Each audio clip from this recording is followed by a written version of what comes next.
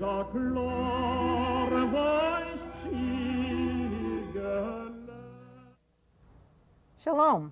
and welcome to my kitchen. I'm Eenie Frost, and we are going to be talking about something today that I think is really going to be fun. I was trying to go to the library and see if I could find some old cookbooks, really old cookbooks, because you know, every cook likes to read cookbooks. And I see so many of the girls and the men who say it's just the most relaxing thing they can do. In the evening, they sit down, they pick up a cookbook, and they read it. And if you've ever thought about it, a cookbook has to go into a certain language, into a certain procedure. If every recipe doesn't follow in the same type of language, it isn't interesting. And so having edited cookbooks, I know that we have had to do this. We've had to change some of the language in certain things.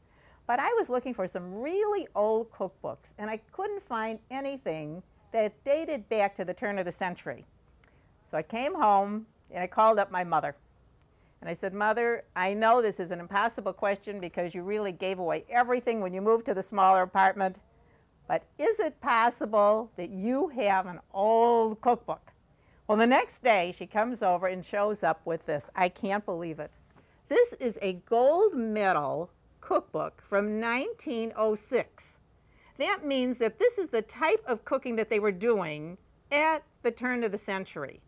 And the people were beginning to cook a little bit easier. Instead of on the hearth, the Franklin stove was coming in, and now the ovens. Oh, if you've ever been to Disneyland or to Expo, be sure you go to the General Electric exhibit, because you will see the most interesting ideas of how the stoves have become more exact and the kind of ovens and stoves that we are using now. Now just look at this. How would you like to be in the kitchen cooking in this kind of an outfit? This is exactly what they used to use and what they used to wear. And I got such a kick out of some of the recipes. Even in the front, this is the way they figure a table of measure. A speck is 1/4 of a salt spoon. And a salt spoon, 4 salt spoons, make 1 teaspoon.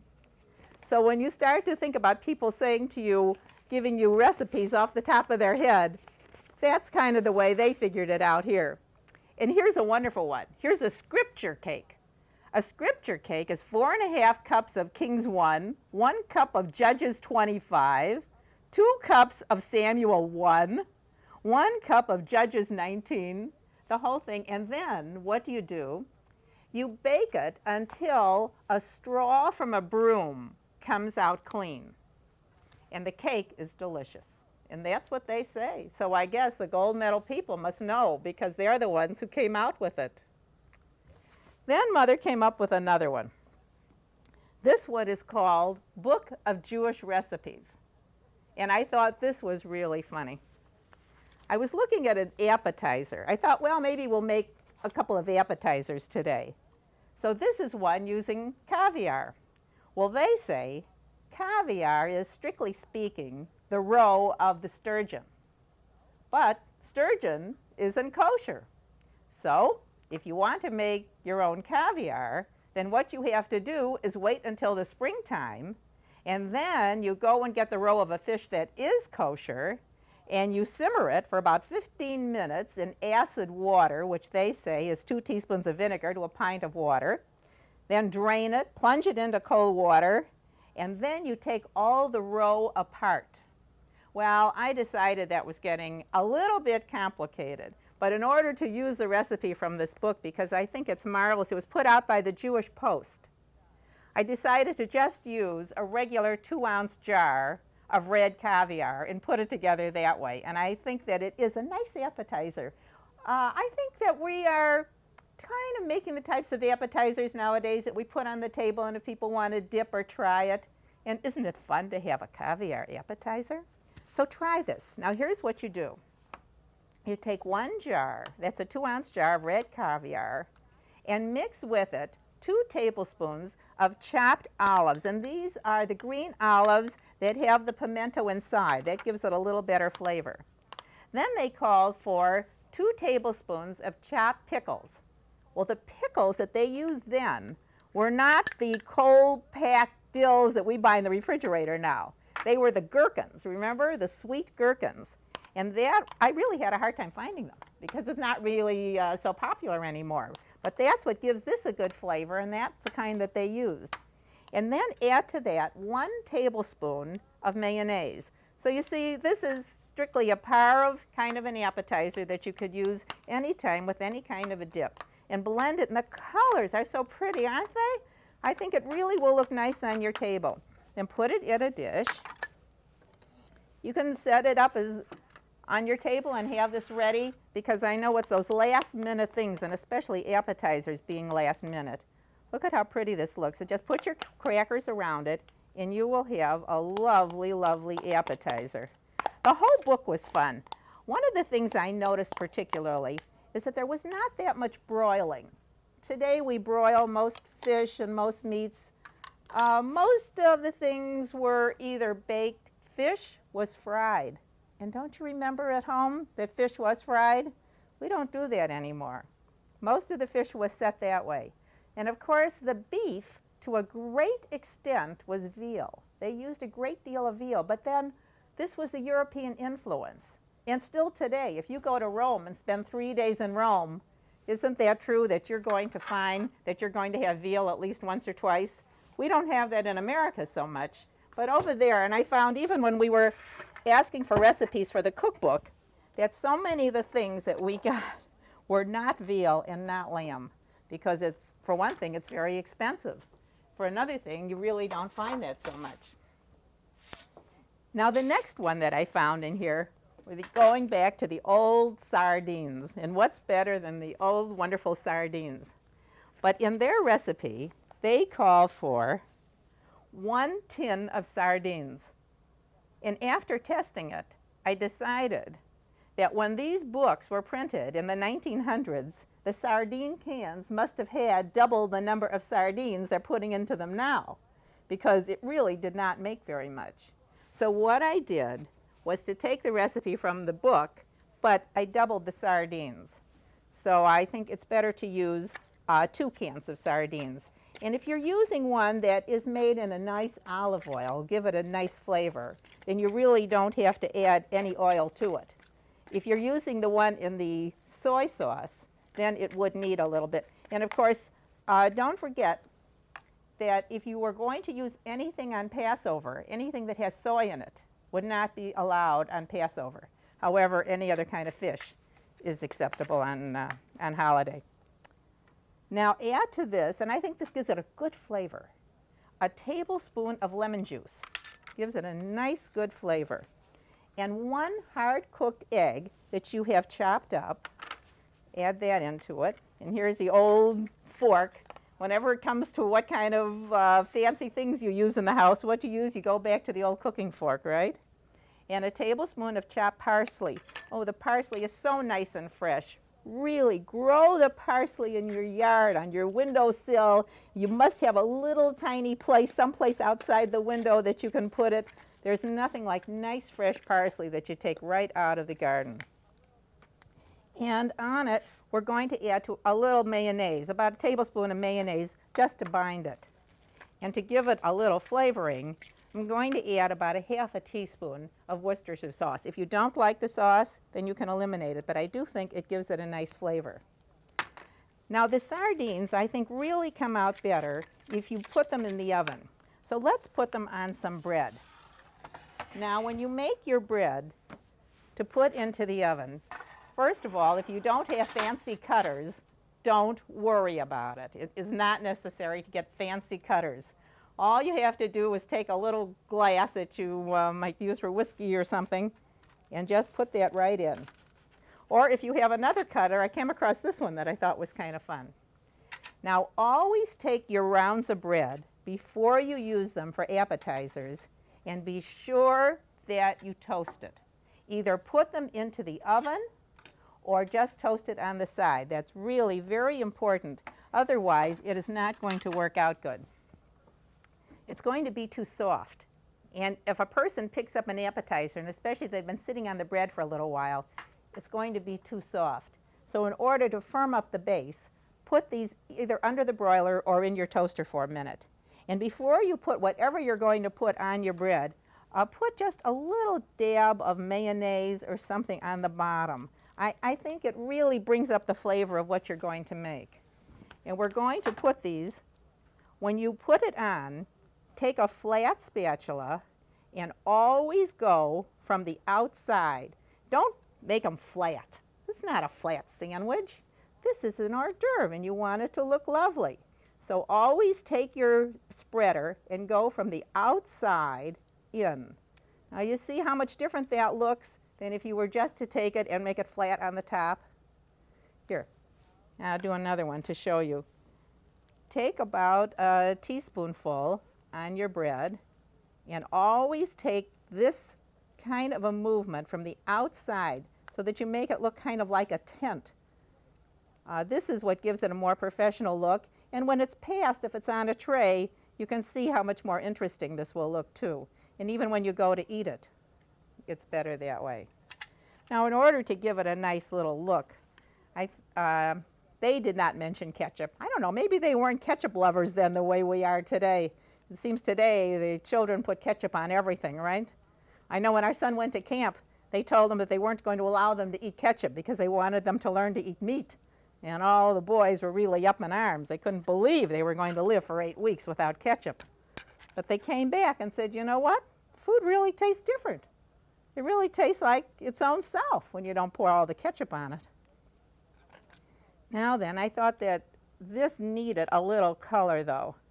So before we put them in here, let's just take a little drop of ketchup and take a little spoon or something and just drop a little bit on the top. You'll see after we bake this a little bit, it'll make it look a little bit nicer. We just put a little bit on here. There. Now I'm going to bake it in an oven about, well, it depends on how fast your people are coming. You can either put it in the broiler. Sometimes you're stranded for room because you've got a big dinner and you have so many things in the oven and that you can't do it. But you can even bake this if you want to. You don't even have to turn on the broiler. And if you're using a flat cookie sheet like this, you can almost set it on top of, if you have a roasting pan or a 9x13 casserole or something that you're making, you can do that. I would not make this in the microwave. I think something like this, it loses, there are certain things, and I'm a microwave buff, you know that, but there are just some things that I don't think go that well with it. So just put them on here, and you'll see, once you start to do this, it really goes fast. It's putting your thing together, and putting your act together and deciding what you're going to make. That's the whole problem with cooking. It's the decision and the shopping. Once you have it, the cooking is nothing. That doesn't take up any time. Of course, the cleaning up, that's another story. We won't talk about that. Now, I'm going to put them in. I have a 325 oven here. And I'm going to put them in and let them set there for a few minutes while we start something else. Here we go. Let them set in the oven for a few minutes, and I think they'll really be delicious when we take them out. Because a nice sardine paste is something that everybody likes. And it's not too sharp, but it has a little excitement because this is what you want to do. You're supposed to incite the excitement of the dinner, to give a little appetizer that will just make the dinner interesting. Now I found another book. And this one is really funny. This is called Salads, Sandwiches, and Chafing Dishes. I ran into a friend of mine in the library. In fact, this girl was a matron of honor at my wedding. Joan is an artist, but she loves all types of everything. And she says, Eenie, I saw this book in an old bookstore the other day, and I absolutely couldn't pass it up. And when I opened it up, look at the beautiful handwriting they had when they wrote with Palmer Method, before they write with computers the way they do now. I don't think our grandchildren will even know how to write between typewriters and computers. But this is beautiful writing, and this was done in Boston in 1900. Apparently, the very beginning of cooking schools were set in Boston. And I think it's kind of interesting because even today, Boston is certainly a center of cooking. And this book has some interesting salads, and they do not call appetizers appetizers. They call them sandwiches. And I noticed that in quite a few of the older books, that is really what they call appetizers. Sometimes canapes, but usually sandwiches. Now here is a potato salad. And I have to tell you what they put in this potato salad, because this must have been a popular thing to make it with. It's made with a quart of potatoes and a cup of tender nasturtium shoots cut into bits, and 5 tablespoons of vinegar, and 2 tablespoons of pickled nasturtium seeds. Someday I'm going to have to try to find that and see what it tastes like. I can't believe it that they were eating all the flowers. Well, of course, today you eat dandelions. That's a well-known thing. But this one really threw me. Now then, over here, they had an interesting potato salad. And everything is shown exactly the way that you are to make it. They're very, very explicit. They have pictures of all of the salads, exactly the way it should look, and exactly the way that you should bring it to the table. And table settings were very formal. They told you how to set it. And I can't believe how complicated this had to be. Here's a good one. In the beginning, when they have little poems, you usually think about a cute little poem about food. Well, they're very philosophical. Socrates brought philosophy from the clouds, but the Englishmen have dragged her into the kitchen. And in a way, isn't that what we do? Don't we feel that there are traditions and things that we can talk about in the kitchen with the traditions that we have and the cooking that we do in the kitchen, that we didn't do in other places? And I think that really told a big story. And here's another one I thought was absolutely hysterical. The Israelite women cooked the locusts of Egypt and Palestine, for these were eaten as common food in the biblical lands. Well, when I heard that about locusts, I was talking to somebody in the synagogue, and he says, but you know, Eenie, locusts are kosher. And that is what they were eating over there. They were eating what was available. And that was certainly what was available. So I said, well, all right, if that's the way they were doing it, I guess it's all right. I just can't believe the whole thing of making a little locust salad for dinner instead of tuna salad. But maybe our great-grandchildren will think the tuna salad is an awful has-been, even though we live with it all the time. Well, this potato salad is really delicious. And one of the things I like about it is that it doesn't have any mayonnaise or any tomato in it. And sometimes you want to take a potato salad with you to an outing, if you're having a picnic or you're going to barbecue or you're going to serve outside. And we always want to be careful about taking foods like tomatoes and mayonnaise and letting them set outside in the tremendous heat for a long period of time. They can be very dangerous, and I think we've all read about some pretty bad stories that have happened. But this is strictly an oil and vinegar kind of a thing. And of course, potatoes are very nutritious. And if you don't bake them and pour 4 pounds of butter and cream cheese and sour cream and everything over it, it's not going to be that high in caloric value either, because potatoes within themselves do have a good nutritional value. So here I have 3 cups of potatoes that have been cooked, peeled, and diced. And I didn't want to get it too mushy. Try to take your potatoes off the stove, race them under cold water so that they will not get too mushy. Here we have them in nice squares, and they're pretty firm because otherwise they do mush up. Now to make a very nice dressing, we're going to use both oil and vinegar. We're going to add into this 5 tablespoons of oil and 3 tablespoons of vinegar. And take your spoon and be sure that you mix that through very well. Your oil and vinegar. Mix that together and add to it a tablespoon of salt and about a half a teaspoon of cayenne pepper. Here we are. I have mixed the pepper with the salt already. I think that cayenne pepper gives it a nice flavor, or if you don't like that, then use a little white pepper. And I cannot believe having a nice potato salad without some onions. They ask for 5 drops of onion juice.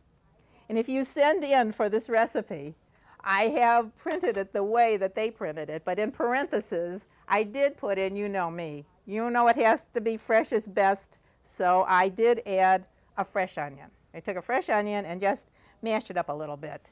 And a little celery. I don't know, I very seldom see celery in these recipes. I was looking through the book, and they did use it a little bit for garnishing, but they did not use it in the cooking all that much, which kind of surprised me. So we have 3 cups of the diced potatoes and the celery and the onion.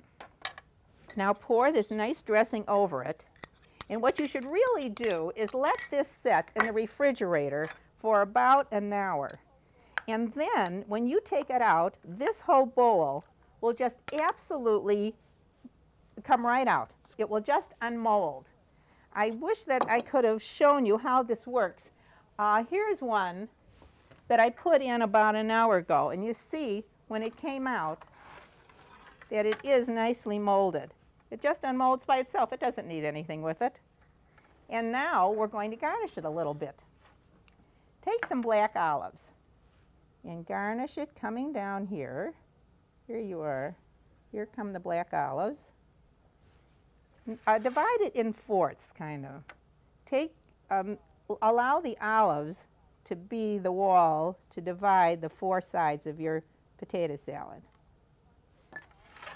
You can guide if you want to take your olives and put them in your food processor to chop them or slice them, you can do that, or you can buy them all sliced up. It's wonderful now. Everything is all ready and prepared for us. And after you have 4 parts to your potato salad, then we're going to garnish different sides. You see, the way we usually make potato salad now, we throw everything into it. But the way they made it is they wanted it to look nice too. That was a great part of the serving and preparing of foods. So on one side, take chopped beets and be sure you drain it because you don't want this to be too wet. Chop them up and drain them and just place them over the potato salad on one side and give it a nice red look. Here you are. You see how pretty that's going to look? And if you made a double batch, if you were going to take it on a picnic or something, you'll see how nice it would look.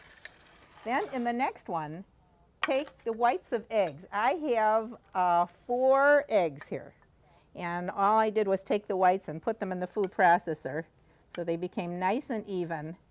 And I did add a little salt to them because I think they're kind of flat otherwise. They need just, or if you use no salt, or if you use Aunt Jane's crazy salt, or just something to give it a little bit of flavoring, we'll add to that. And then on this side, let's add some egg yolks. And this again is the yolks from the 4 eggs. And we'll just put it on the outside to make it look nicer. And on this side, let's put the whites again. And see how nice this is going to look. And one of the things that I really can't get over, they used all the time, I guess it must have been more popular than lettuce, was a lot of watercress. Watercress was used in every salad and garnishing everything they did. But she says, when you use your watercress, oh, look at this parsley, how nice this is. This is just absolutely fresh parsley from the yard. And I think it just has a wonderful feeling. And keep it, and use it when you cook fish or something. It's delicious. Whenever you broil fish or bake fish, always put some nice fresh parsley on it because it does give it a nice, good, wonderful flavor. We'll put the parsley around it to make it look nice because that gives it a nice flavor too. I'm always surprised when I see that so many of our people do this. Now take your watercress and I'm going to dip it in a little bit of French dressing to give it a nice flavor. And stand it up right on the top because the watercress is gives a nice, it's a little bitter. That's why I'm not used to watercress that much. And I think that the French dressing really does stop it a little bit. And there you are. We have our wonderful potato salad. Now I want to tell you something about a woman who lived at the turn of the century. Why did women come out? Why did women come out? Was it the Industrial Revolution? To a great degree, I think it was. but it was also women just feeling that they had to come out and be themselves and be cognizant of what was happening in the world and in government, and especially Jewish women who grew up where their parents came from Europe, and their parents says, we must be Americans. We don't want to be greenhorns. It's important to be an American, to live, to learn, to know how to speak English, to know about these things. This was the most important thing that they had to know about. And so one woman in particular, Hannah Greenebaum Solomon, who was a very, very brave, wonderful lady who grew up in Chicago during the 18 and 1900s. And Hannah Greenebaum Solomon said that when the World's Fair was going to be here, Chicago became a city in 1833. 60 years later, in 1893, the Columbian Exposition was held here. And at that time, Hannah Greenebaum Solomon went to the people who were in charge and said, we women want to be a part of this. We want to know what's going on here. And so there was a building called the Women's Building. And that was where these people were, she and Jane Addams, who did these wonderful, wonderful things. And it is for us to look back and be a part of this life. If you have a chance, read this book. It's called The Fabric of My Life. And here she tells how if somebody needed a volunteer, or if you see a note in the restaurant or in a paper that says, be a volunteer, we need help, then you do it. Pick it up and be a part of it. Because this is the beautiful part of being a woman in today's life, that we can do and give so much. And I think that if you will make these types of things and remember that we today can do so many things. We can get out of the house, we can cook ahead, we can prepare ahead. Let us do that and remember what our obligation and responsibility is. That this will be a wonderful thing for us. And our children, our great-grandchildren, can you see them picking up the cookbooks that we're using today and saying, oh my gosh, my great-grandmother made these recipes on Shabbos. And they are picking them up and remembering the great traditions that were handed down to us. And this is what we want them to know about. So I hope that you will remember, and if you ever have a chance to look at some of these old cookbooks, take a look. They're really fun. You'll enjoy them. But remember how wonderful and fortunate we are that today we can have our own things and that we can get out of the house and, oh, you've got to try these. These are so good. I wish they were smell-o-vision because they're really delicious. And these were in the oven about 10 minutes, I would say, and about a 325. Or if you want to, you can broil them and they'll get a little bit harder on the outside. And there was one other that I didn't get to show you. You've got to see this book. We've looked at so many names of cookbooks, we couldn't even decide what we were going to try. But look at this, Good Recipes. Isn't that the best name for a book? 1906. And this is the book we used then. And I hope to see you next time. Shalom.